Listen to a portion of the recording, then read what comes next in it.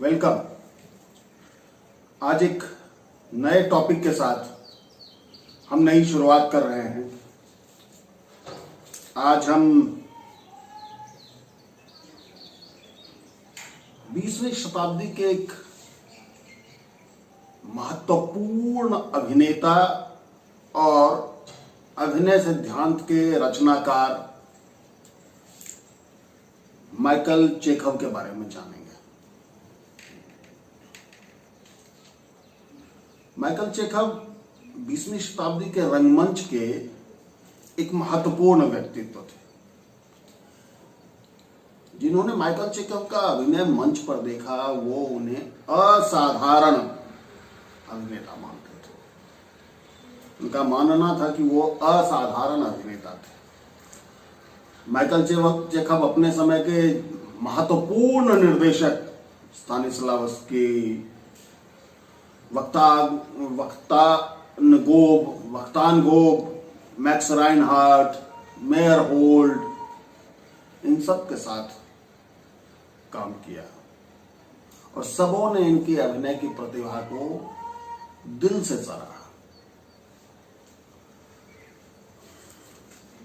इन सब के साथ काम करते हुए अपने अभिनय सिद्धांत को माइकल चेखव गढ़ते रहे, आगे बढ़ते रहे और उनके गढ़े हुए अभिनय प्रशिक्षण का जो सिद्धांत है वह न सिर्फ रूस में बल्कि पूरे यूरोप में, Lithuania, Holland, Denmark, Germany, Britain, America, कहा जाए तो पूरी दुनिया में अभिनेता के प्रशिक्षण के लिए बहुत ही बेहतरीन पुस्तक माना जाता है, बहुत ही लोकप्रिय पुस्तक माना जाता है और ये पूरे दुनिया के अभिनेताओं को प्रभावित किया है।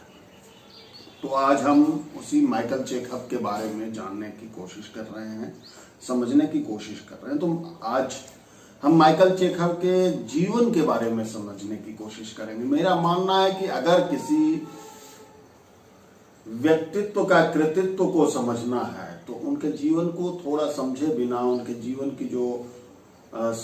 के जो संघर्ष हैं, जीवन के जो उतार चढ़ाव हैं, जीवन की जो यात्रा है और जीवन का जो दर्शन है, इसे बिना जाने हम उनके रचनाओं को उस गंभीरता से नहीं समझ सकते हैं। सो हम माइकल चेखव के जीवन यात्रा को थोड़ा समझने की कोशिश करें।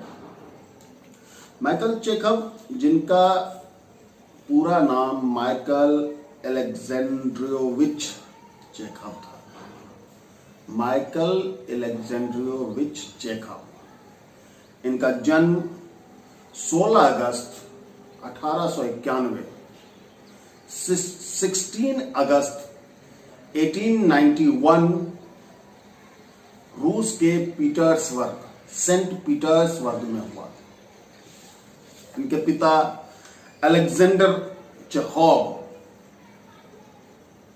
जो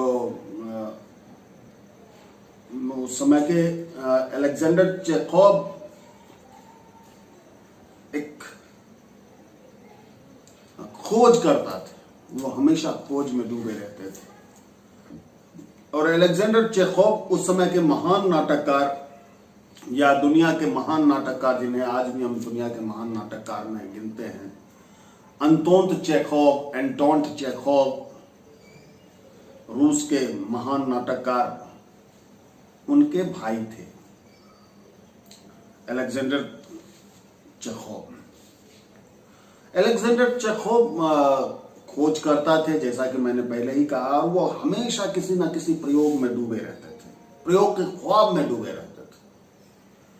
सनक के हद तक वो प्रयोग के ख्वाब में डूबे रहते थे और प्रयोग करने की कोशिश करते रहते थे, जिसकी वजह से प्रायः बचपन से ही माइकल चेखव को आर्थिक तंगी का सामना करना पड़ा और थोड़े पैसे बचाने के लिए कड़ी मेहनत करनी पड़ती थी। लेकिन माइकल चेखव अपने पिता की बुद्धिमत्ता और उनके जो खोज के रचनात्मकता थी, उसको वो बहुत सम्मान करते थे, बहुत उनकी इज्जत किया करते थे वो। उनके पिता उनके साथ अक्सर दर्शन शास्त्र यानी philosophy, history, natural history and चिकित्सा विज्ञान, मेडिकल साइंस और मैथमेटिक्स, इन सारे विषयों पर चर्चा किया करते थे, जिसकी वजह से कहीं ना कहीं बचपन से माइकल चेखव के ज्ञान में बहुमुखी विकास हो रहा था। इसके अलावा पिता के प्रभाव से माइकल चेखव बचपन से ही कार्टून बनाने का कौशल विकसित कर लिया। उनको उनके भीतर पिता के प्रभाव से, पिता की वजह से ही कार्टून बनाने का जो स्किल है वो माइकल चेखव के अंदर डेवलप हो गया। और इसमें क्या था कि किसी भी व्यक्तित्व के चरित्र को केवल कुछ रेखाओं के माध्यम से दर्शाने की जो कला, जो कौशल है, जो वो स्किल है, उसमें माइकल चेखव को दक्षता प्राप्त होने लगी। वो उसमें महारत हासिल करना शुरू कर दिए, और जिसके बारे में माइकल चेखव मानते हैं कि बाद में यह गुण आगे चल करके उनके कार्यों में महत्वपूर्ण योगदान दिया। तो पिता के साथ एक और दिक्कत ये थी कि पिता शराब के लती थे, और पिता को भयानक शराब की लत थी, जिसकी वजह से माइकल चेखव को भी युवावस्था में ही शराब की लत हो गई। खैर, माइकल चेखव ने पहली बार अपनी मां के लिए और अपनी नानी के लिए प्रदर्शन किया था, घर में ही नाट्य प्रस्तुति किया था। स्वाभाविक एक छोटा सा, लेकिन पिता को माइकल चेखव का नाटक करना पसंद नहीं आता था। वो चाहते थे कि उनका बेटा कोई डॉक्टर या फायरमैन बने या डॉक्टर बने, ऐसा माइकल चेखव के पिता चाहते थे। लेकिन माइकल चेखव बीच बीच में अपने परिवार और अतिथियों के लिए कुछ ना कुछ अपनी तरफ से प्रयोग करते रहते थे, कुछ ना कुछ प्रदर्शित करते रहते थे, और धीरे धीरे उनके भीतर एक आत्मविश्वास हुआ कि वो अभिनेता बन सकते हैं। और इस तरह से जब उनके भीतर एक आत्मविश्वास धीरे धीरे विकसित हो गया कि वो अभिनेता बन सकते हैं, तो उन्होंने सेंट पीटर्सबर्ग के जहां वो रह रहे थे वहां के लोकल एमेच्योर ग्रुप, शौकिया तौर पर काम करने वाले ग्रुप में रंगमंच करना शुरू किया। और तब तक वो वहां रंगमंच करते रहे जब तक कि उन्होंने ड्रामा स्कूल में दाखिला नहीं लिया। और इस तरह से वहां लोकल एमेच्योर ग्रुप के साथ वो नाटक करना, अभिनय करना आरंभ कर दिया। इस तरह से हम देख पा रहे हैं कि माइकल चेखव की जो रंगमंचीय यात्रा है वो बाल्यावस्था से ही आरंभ होती है। और बाल्यावस्था में जब वो 7 साल की उम्र में थे, तब उनके चाचा अंतोन चेखव के नाटक सीगल की प्रस्तुति की तैयारी मॉस्को में होती थी, और उनका रिश्ता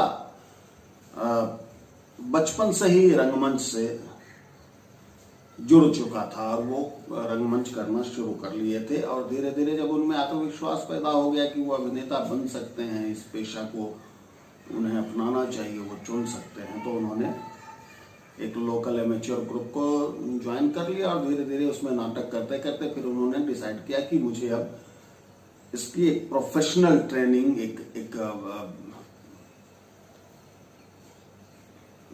प्रशिक्षण की जरूरत है। और फिर वो विधिवत प्रशिक्षण के लिए उन्होंने ड्रामा स्कूल जाने का फैसला लिया। और 1907 में जब वो 16 साल के थे, तो उन्होंने सिवोरियन थिएटर स्कूल में दाखिला लिया। ये सिवोरियन थिएटर स्कूल जो था, ये सेंट पीटर्सबर्ग में ही था, और सेंट पीटर्सबर्ग में मेली सुवोरियन थिएटर से संबंधित था। मेली सिवोरियन थिएटर एक बड़ा थिएटर था जिससे संबंधित था ये सिवोरियन थिएटर स्कूल, और उसी से ये संबंधित था। तो इस तरह से 16 साल की उम्र में वो सिवोरियन स्कूल में रंगमंच के लिए दाखिला ले लेते हैं।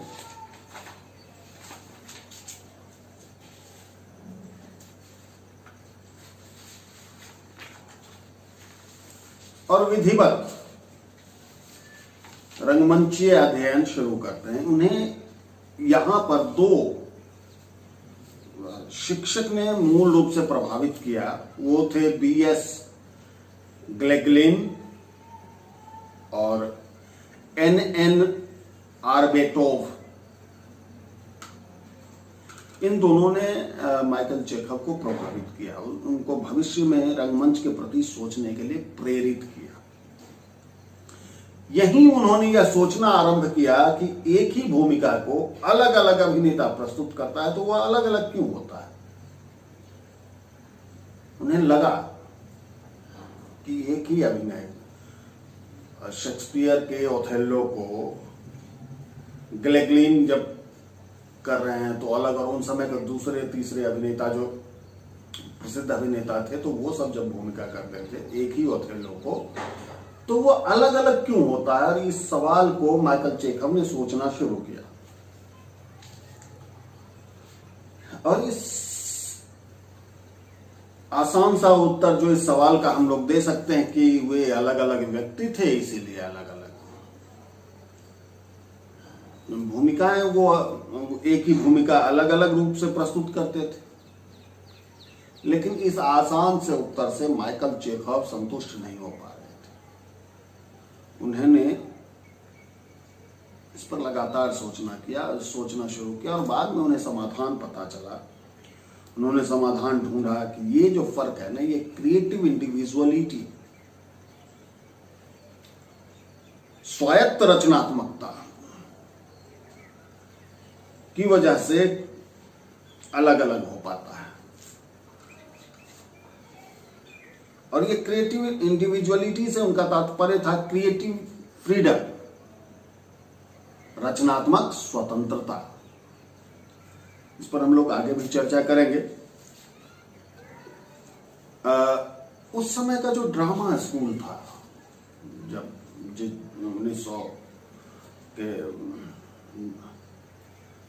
1905-6 या उस समय जो भी ड्रामा स्कूल शुरू हुए थे, उस ड्रामा स्कूल में होता ये था कि किसी नाटक के दृश्य को या किसी को अभिनय का जो अर्थ होता था वो ये होता था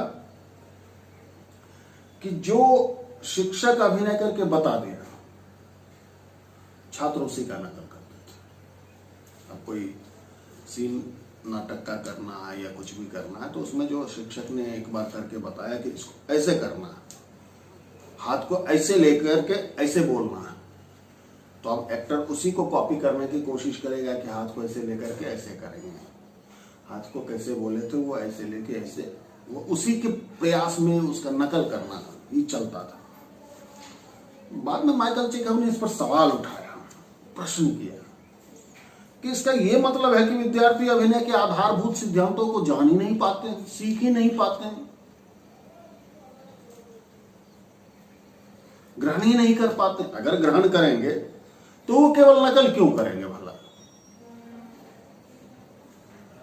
वे तो यहां केवल नकल करना सीख रहे हैं, कुछ भी रचनात्मक करना नहीं। तो माइकल चेखव ने यह प्रश्न उठाया अपने बाद में कि इस तरह का जो प्रशिक्षण है जिसमें कि अभिनेता को कुछ भी आधारभूत सिद्धांत अगर उन्हें सिखाया जाए अभिनय का, तो उन्हें नकल करने की आवश्यकता नहीं रह जाएगी, जो कि यहाँ के स्कूल में विद्यार्थी अक्सर वही कर रहे हैं कि नकल कर रहे हैं और वो रचनात्मक कुछ भी नहीं कर पा रहे हैं। तो इस तरह से माइकल चेखव ने कुछ अलग सोचना शुरू कर दिया अपने शुरुआती दौर से ही। और इसमें माइकल चेखव को जो प्रभावित किया था वो ग्लेगलिन का जो अभिनय था, वहीं से सीख करके इन्हें लगा था कि ये अभिनेता को नकलची बनने की आवश्यकता नहीं है, उसे रचनात्मक होने की आवश्यकता है। उसे जो होना चाहिए वो वास्तव में रचनात्मक होना चाहिए। उसे नकलची बनने का क्या मसला है। इस तरह से ड्रामा स्कूल से ग्रेजुएशन कर लिया उन्होंने, और ग्रेजुएशन करने के बाद माइकल चेखव ने मेली सुवेरेनस्की थिएटर जो था, मेली सुवेरेनस्की थिएटर, उसकी कंपनी में प्रवेश कर लिया। उस ग्रुप में, कंपनी में उन्होंने काम करना शुरू किया और अनेक विविध भूमिकाओं का निर्वाह किया उन्होंने। मेली थिएटर में जब थे तो उनके पिता का स्वास्थ्य बिगड़ना शुरू हो गया था, और वे स्वयं भी धीरे धीरे शराब की बुरी लत में जकरे जाने लगे थे। यहां तक कि प्रदर्शन भी कई बार वो शराब पी करके करना आरंभ कर दिए थे। इसी दौरान माइकल चेखव की चाची यानी अंतोन चेखव की पत्नी ओल्गा निपर चेखव,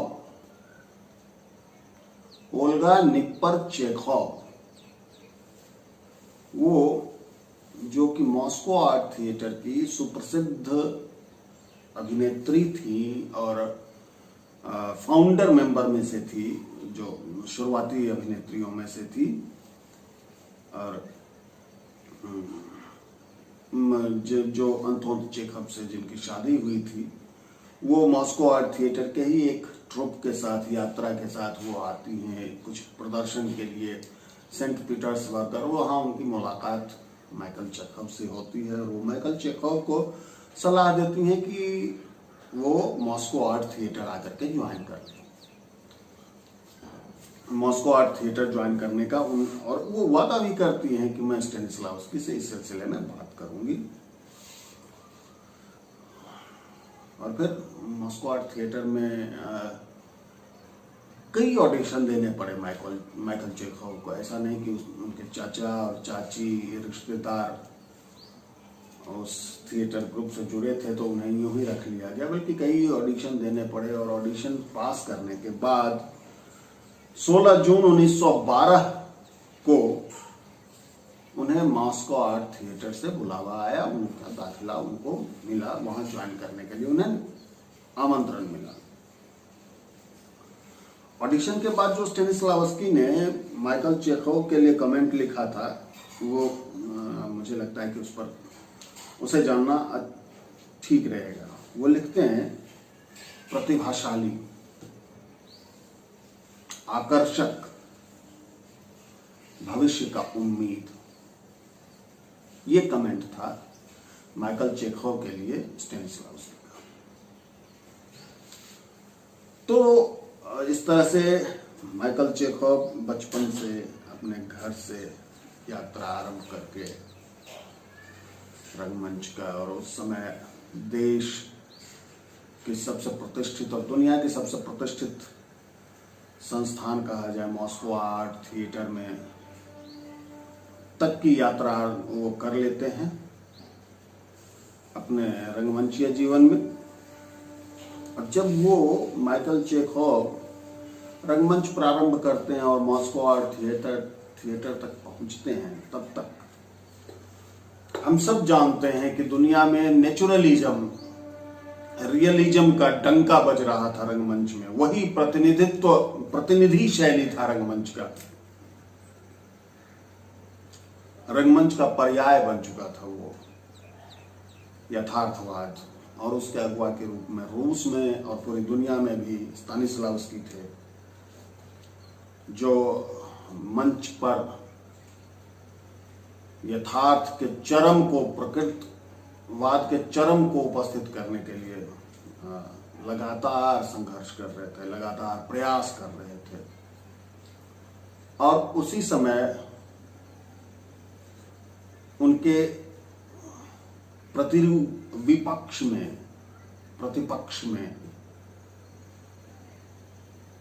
उनके ही स्टूडेंट, जैसा कि हम सब जानते हैं कि मेयरहोल्ड के द्वारा एक नए तरह के रंगमंच का आवाहन रसिया में किया जाता है, जिसका नाम जिसको हम सिंबोलिज्म के तौर पर जानते हैं। और सिंबोलिज्म के अगुआ नाटककार मेटरलिंक के प्रभाव से मेयरहोल्ड ने ये काम शुरू किया था, जैसा हम सब जानते हैं।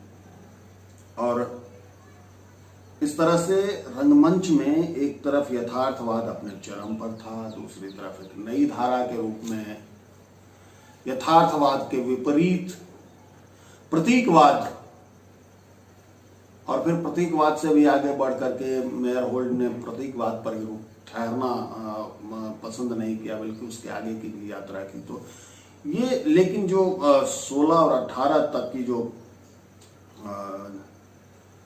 12 तक जो स्थिति थी,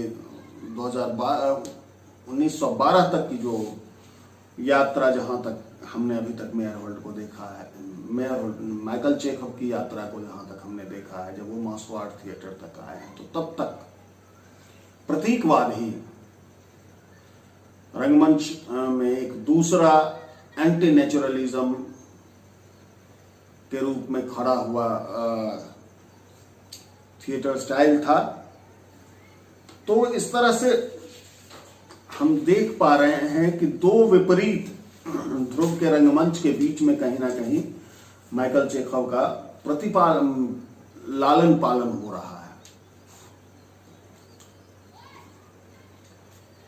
उसी समय दुनिया के रंगमंचीय परिदृश्य में एक और व्यक्ति उठ खड़ा होता है, जिसका नाम होता है Edward Gordon Craig, English director, designer. वो प्रतीकवाद का अगुआ और नए तरह के रंगमंच का वकालत करने वाला, जिसकी वजह से दुनिया भर में उसकी प्रसिद्धि हो चुकी थी। और उसी समय एडवर्ड गॉर्डन क्रेग को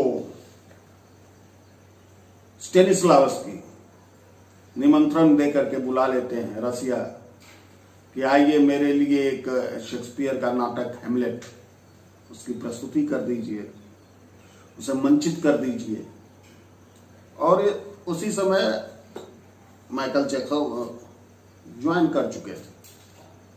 तो एडवर्ड गॉर्डन क्रेग के नाटक में माइकल चेखव कोरस भीड़ में हुआ करते थे, कहीं भीड़ में इधर उधर भागने का और वह सब राइट्स वगैरह वाले सीन में, कुछ इस तरह के सीन में हुआ करते थे।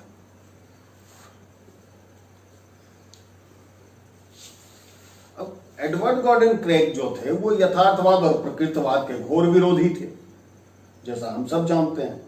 और वे चाहते थे कि मंच पर अभिनेता एक रचनात्मक कलाकार के रूप में उपस्थित रहे। उनका ओवर मैरियोनेट के सिद्धांत हैं, जो अगर आप डिटेल से जानना चाहते हैं तो मेरे वीडियो जो एडवर्ड गॉर्डन क्रेग को लेकर के बने हुए हैं उसको आप देख सकते हैं और उसमें समझ सकते हैं। खैर, तो एडवर्ड गॉर्डन क्रेग चाहते थे कि अभिनेता जो है वो रचनाकार के रूप में, रचनात्मक कलाकार के रूप में मंच पर उपस्थित हो, जो कि उनका अपना मौलिक अधिकार है। नेता का यह मौलिक अधिकार है कि वो रचनात्मक कलाकार के रूप में मंच पर उपस्थित रहे। लेकिन उन्हें महसूस होता था गॉर्डन क्रेग को कि स्टेनिस्लावस्की अभिनेता को पर्याप्त मात्रा में आशु रचना यानी इम्प्रोवाइजेशन करने के लिए छूट नहीं देते हैं, वो पर्याप्त छूट नहीं देते हैं। तो इस तरह से स्टेनिस्लावस्की और क्रेग के बीच में लगातार तनाव, और इस बीच को, इन सारी स्थिति को माइकल चेखव नजदीक से देख रहे होते हैं, समझ रहे होते हैं। और इसका निश्चित रूप से माइकल चेखव के काम पर प्रभाव पड़ा। वे स्वयं भी क्रेग की ही तरह आशु रचना यानी इम्प्रोवाइजेशन और अभिनेता की रचनात्मकता को और मूवमेंट को और कल्पनाशीलता को, इस सब को अभिनेता के अधिकार मानते थे और वो उसके पक्षधर थे। वो मानते थे कि ये सब अभिनेता को मिलनी ही चाहिए, इसकी आजादी उन्हें मिलनी ही चाहिए। तो इस तरह से हम देख रहे हैं कि उनके काम पर विभिन्न तरह के प्रभाव किस तरीके से मिलते हैं। अब मॉस्को आर्ट थिएटर में 1912 में ही, 1904 में पहले एक बार तो फर्स्ट स्टूडियो को शुरू किया गया था, फिर किसी परिस्थितिवश जो प्रथम विश्व युद्ध का जो समय था और उस और भी सामाजिक राजनीतिक कारणों की वजह से वो फर्स्ट स्टूडियो बंद हो गया था। तो 1912 में जो उसको एक्सपेरिमेंटल फर्स्ट स्टूडियो के रूप में शुरू किया गया, लियोपोल्ड सुलेरी जस्तस्की के देखरेख में, तो इसी फर्स्ट स्टूडियो में माइकल चेखोव को रखा गया था, इसी में वो जुड़े हुए थे। यहां पर उनको इवान बख्तानगोव और रिचर्ड बोलेस्लावस्की जैसे वरिष्ठ साथियों से मुलाकात होती है और उनके साथ वो रंगमंचीय यात्रा को आरंभ करते हैं और अपने जीवन में नवीन चीजों को सीखते हैं। तो बोलेस्लावस्की जो थे, उन्होंने the rack of the good hope, जो हरमन हाइमेंस का नाटक था, उसको मंचित करने का सोचा और उसको मंचित किया और पहली बार प्रदर्शित किया गया वो 1913 में। और इसमें छोटी सी भूमिका में, साधारण सी भूमिका में माइकल चेखोव भी थे। वो एक कोब नाम का चरित्र था, उनका चरित्र था जिसको वो निभा रहे थे। कोब एक साधारण सा मछुआरा, बेवकूफ टाइप का, एक घिसा पीटा मछुआरा टाइप का एक स्टीरियोटाइप कैरेक्टर था कि वो घिसा पीटा एक मछुआरा है, बेवकूफ टाइप का, और वो उनकी भूमिका थी। लेकिन इस भूमिका को करते हुए माइकल चेखोव पहली बार आलोचकों का ध्यान अपनी ओर खींचा और वो आलोचनात्मक रूप से उनके ऊपर चर्चा आरंभ हुई। वो जो एक स्टीरियोटाइप का जो कैरेक्टर था, एक घिसा पिटा हुआ जो मछुआरा था, इस घिसे पिटे मछुआरे की भूमिका को उन्होंने एक सचेत, जागृत और जिज्ञासा की बीमारी से ग्रस्त, लगातार जो जिज्ञासु, जो सवाल पूछते रहने वाला होता है ना, ये ऐसे क्यों हुआ, वो ऐसे क्यों, इस तरह की बीमारी से ग्रस्त, सत्य की तलाश करने वाला एक मछुआरा के रूप में उसको प्रस्तुत किया उन्होंने। और ये पहली बार हुआ कि आलोचकों का ध्यान उन्होंने अपनी ओर खींचा और इस तरह के चरित्र को परिवर्तित करके उन्होंने प्रस्तुत किया। और जब उनसे इस पर सवाल पूछा गया कि आपने जो चरित्र किया है, जो भूमिका की है, वह तो वह भूमिका नहीं है जिसे नाटककार ने रचा है, तो माइकल चेखोव ने बहुत ही दृढ़ता के साथ और अपनी रचनात्मक वैशिष्टता की बात करते हैं, क्रिएटिव इंडिविजुअलिटी की बात करते हैं वो, और फिर क्रिएटिव फ्रीडम की बात करते हैं। वो कहते हैं कि वह नाट्यालेख और नाटककार के उस पार जाकर अपनी क्रिएटिव फ्रीडम के रास्ते, वो क्रिएटिव इंडिविजुअलिटी के रास्ते, नाट्यालेख और नाटककार के उस पार जाकर के सच्चे चरित्र की तलाश की और उसे प्रस्तुत किया। तो इस तरह से शुरू से ही वो अलग तरह के काम करते हुए और विवाद के बीच बने रहने वाले अभिनेता के तौर पर पहचाने जाने लगे। 1913 में फेस्टिवल ऑफ पीस, और 1915 में the cricket on the hearth, 1915 में ही द डेल्यूज, इस तरह के नाटकों में काम करते हुए माइकल चेखव ने अपनी पहचान फर्स्ट स्टूडियो में एक अभिनेता के तौर पर स्थापित कर ली। हालांकि उनके प्रारंभिक नाटक जो थे ला मलाड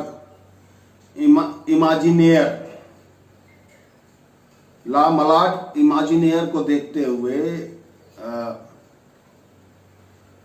उनके अभिनय की आलोचना की थी। स्टेनिस्लावस्की ने ये कहा था कि ये कैरेक्टर से कुछ ज्यादा ही मजा ले रहा है, ये चरित्र से कुछ ज्यादा ही छूट ले रहा है, चरित्र के साथ कुछ ज्यादा ही खेल रहा है।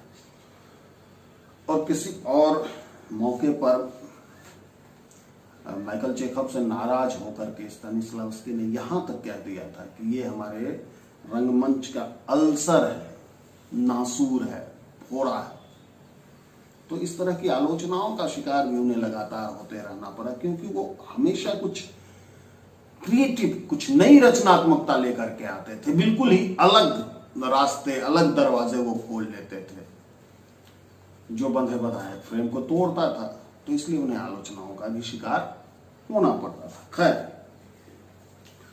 वैसे भी फर्स्ट स्टूडियो का हिस्सा रहते हुए माइकल चेखव स्टेनिस्लावस्की के पद्धति को गंभीरता से सीखते रहे और उसमें रिलैक्सेशन, कंसंट्रेशन और सहजता और कल्पना शक्ति, संप्रेषण और इफेक्टिव मेमोरी, जिसको भावात्मक स्मरण कहा जाए, ये सारे जो स्किल जो अभिनेता के लिए हैं, इन सारे स्किल को उन्होंने विकसित कर लिया, उस पर काम किया और उसे विकसित कर लिया। पर आगे चलकर वे स्टेनिस्लावस्की के जो ये इफेक्टिव मेमोरी जो है, जो भावात्मक स्मृति, उनका जो एक महत्वपूर्ण बिंदु है अभिनेता की तैयारी के लिए, एक स्किल की जो बात करते हैं, इससे उनका इसको माइकल चेखव ने खारिज कर दिया, इसका उन्होंने विरोध किया। इस पर हम आगे चर्चा करेंगे। लेकिन बाकी चीजें जो थी, जैसे रिलैक्सेशन, कंसंट्रेशन, सहजता, कल्पना शक्ति, संप्रेषण, इन सब चीजों को कहीं ना कहीं माइकल चेखव ने अपने मेथड में, अपने अभिनय सिद्धांत में स्थान दिया, थोड़ा बहुत परिवर्तन करके, लेकिन उन सबको अपने अभिनय पद्धति में स्थान दिया जो उन्होंने स्टेनिस्लावस्की के अभिनय पद्धति में सीखा था, वहां से जाना था। तो इस तरह से 1918 तक आते आते माइकल चेखव अनेक सफलताओं के बाद भी व्यक्तिगत परेशानियों से घिरे रहे और लगातार शराब में डूबते चले गए।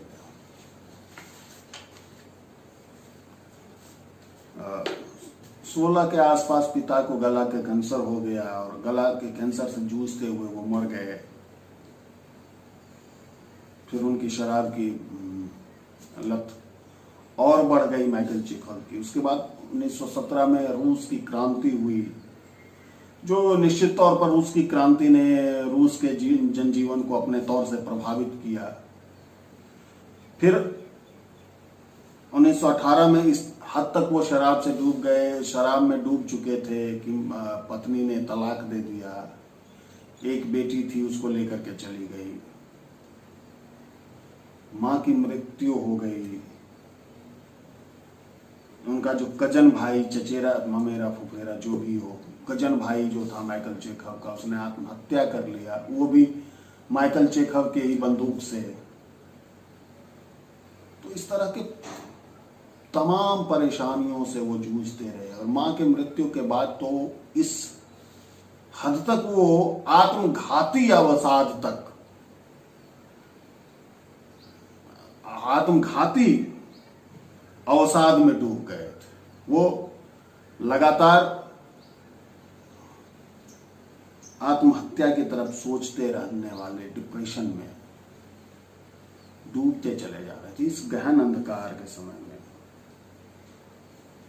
जब और लगातार शराब पी रहे थे और उन्हें लग रहा था कि वो प्रदर्शन कर पाने में सक्षम नहीं है। एक बार तो ऐसा हुआ कि मंच के बीच से ही चलते प्रदर्शन से वो मंच को छोड़ करके चले गए। प्रदर्शन को छोड़ करके चले गए। तो इस तरह गहनतम अंधकार में डूबे हुए माइकल चेखव